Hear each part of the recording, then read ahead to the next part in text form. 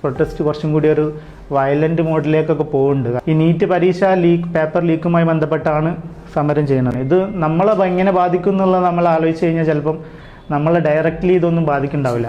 പക്ഷേ ഇൻഡയറക്റ്റ്ലി ഇതെല്ലാവരും എന്നെ മുതൽ നിങ്ങളെ വരെ നാളെ നമ്മളെ കുട്ടികളെ വരെ ബാധിക്കും. കാരണം ഇതൊരു രാജ്യത്തിൻ്റെ എഡ്യൂക്കേഷൻ സിസ്റ്റത്തിനെ ഫേസ് ചെയ്യുന്ന ഇഷ്യൂ. നമ്മളെ തലമുറക്ക് വേണ്ടി നമ്മൾ എന്ത് ചെയ്തു എന്നുള്ളൊരു ബിഗ് ക്വസ്റ്റ്യൻ ആണ്. നമ്മൾ എന്ത് ചെയ്തു? What did we do? എന്ത് ചെയ്തു? ഞാൻ ഒരൊറ്റ ചോദ്യം, നമുക്ക് എന്ത് ചെയ്യാൻ പറ്റും എന്നുള്ളതാണ്. ഈ ഇഷ്യൂനെ പറ്റി എനിക്ക് എന്താ പറയാനുള്ളത്? നമ്മളിപ്പോൾ ഒരു സ്റ്റുഡൻ്റാണ്. അപ്പം ആ സ്റ്റുഡൻ്റ് എന്നുള്ള നിലക്ക് നമ്മളാണ് മുന്നിട്ട് ഇറങ്ങേണ്ടത്. അവരോട് ചോദ്യങ്ങൾ ചോദിക്കണം, എന്തുകൊണ്ട് എന്നുള്ളത് ചോദിക്കുക. അവർക്ക് അതിനൊരു മറുപടി ഇല്ലാത്തത് കൊണ്ടാണ് അവർ ഈ ലാത്തി ചാർജ് ആയതുകൊണ്ടും ഇങ്ങനെ ആളുകളെ ഉപദ്രവിച്ചുകൊണ്ടും ചെയ്യുന്നത്.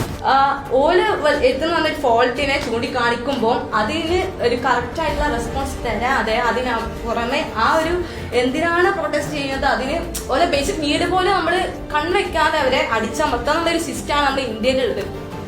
എന്താണ് പീപ്പിളിനെ കൊണ്ട് പറ്റും എന്നുള്ളത് കാണിച്ചു കൊടുക്കണം. കാരണം the people are the power more than the people in power. നിങ്ങളെ സൈഡിൽ നിന്ന് ഇപ്പോൾ നമ്മളൊരു 10 ആളാണെന്നുണ്ടെങ്കിൽ ആ 10 ആൾ അതിനെ ഫോളോ ചെയ്തിട്ട് റീപോസ്റ്റ് ചെയ്തിട്ടോ സോഷ്യൽ മീഡിയ നമ്മളെ കൊണ്ട് ചെയ്യാൻ പറ്റുന്ന കാര്യങ്ങൾ നമ്മൾ ചെയ്തുകൊണ്ടേയിരിക്കണം.